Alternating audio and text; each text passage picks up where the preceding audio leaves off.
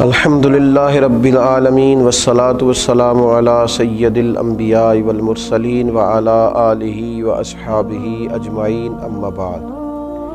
اعوذ باللہ من الشیطان الرجیم بسم اللہ الرحمن الرحیم وشاورہم فی الامر فاذا عزمت فتوکل علی اللہ ان اللہ یحب المتوکلین صدق اللہ العظیم اللہم صلی علی سیدنا و مولانا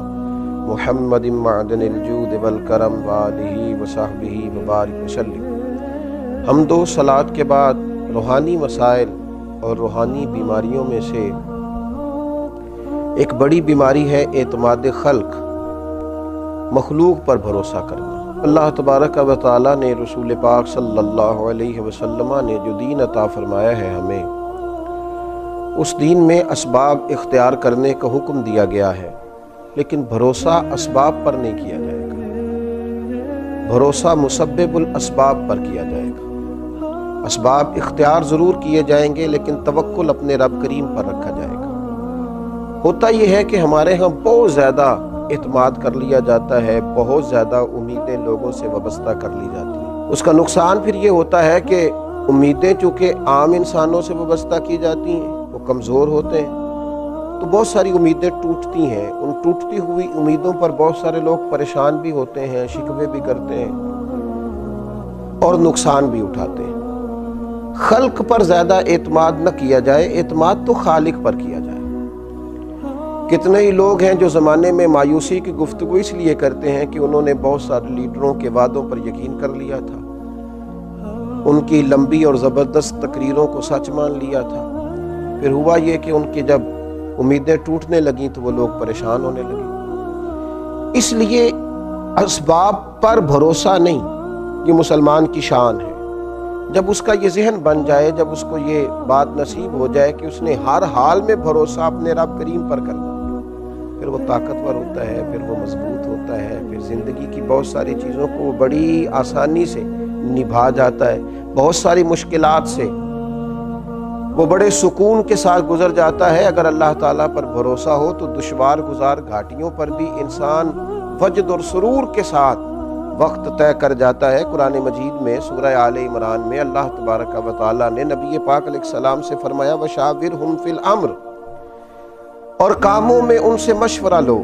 فَإِذَا عَزَمْتَ فَتَوَكَّلْ عَلَى اللَّهِ، لیکن جب پختہ ارادہ کر لو پھر اللہ پر بھروسہ کرو، پھر اپنے رب کریم پر اعتماد کرو۔ جب تمہارا ارادہ پختہ ہو جائے، مشورہ ضرور کریں صحابہ سے، لیکن جب ارادہ کر لیں پھر اللہ پر بھروسہ کریں، اس لیے کہ ان اللہ یحب المتوکلین۔ سبحان اللہ،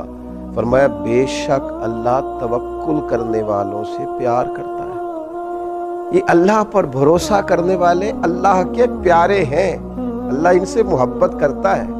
اللہ تبارک و تعالی ان لوگوں کو چاہتا ہے جو اللہ پر بھروسہ کرتے ہیں۔ انہوں نے اپنی ساری چاہتوں کا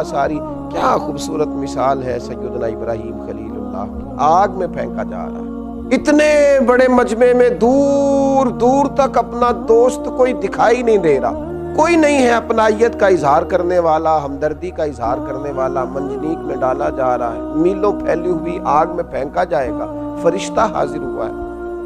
عرض کرتا ہے میری ہوا پہ ذمہ داری ہے، اگر آپ حکم کریں تو ہوا نہ چلا دوں، اڑا نہ دوں اس آگ کو، فرمائیے۔ حضرت ابراہیم فرمانے لگے میری تجھ سے کوئی حاجت نہیں۔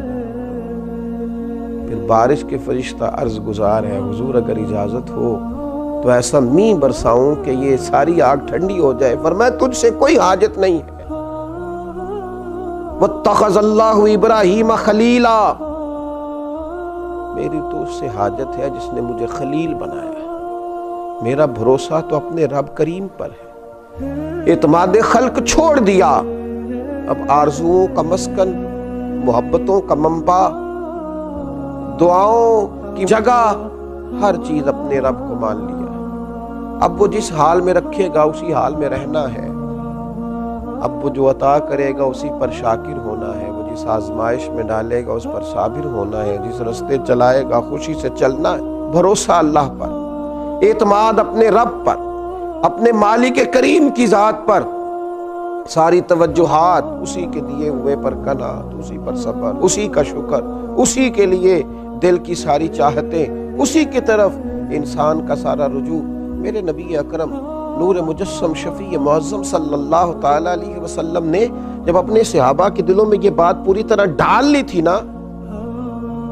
کہ تم نے اللہ پہ بھروسہ کرنا، اعتماد خلق نہیں اعتماد خالق کرنا ہے، تو اس کا لازمی نتیجہ یہ نکلا تھا کہ وہ 313 تلواریں لے کر نعرے لگاتے ہوئے بدر کی طرف بڑھ گئے تھے۔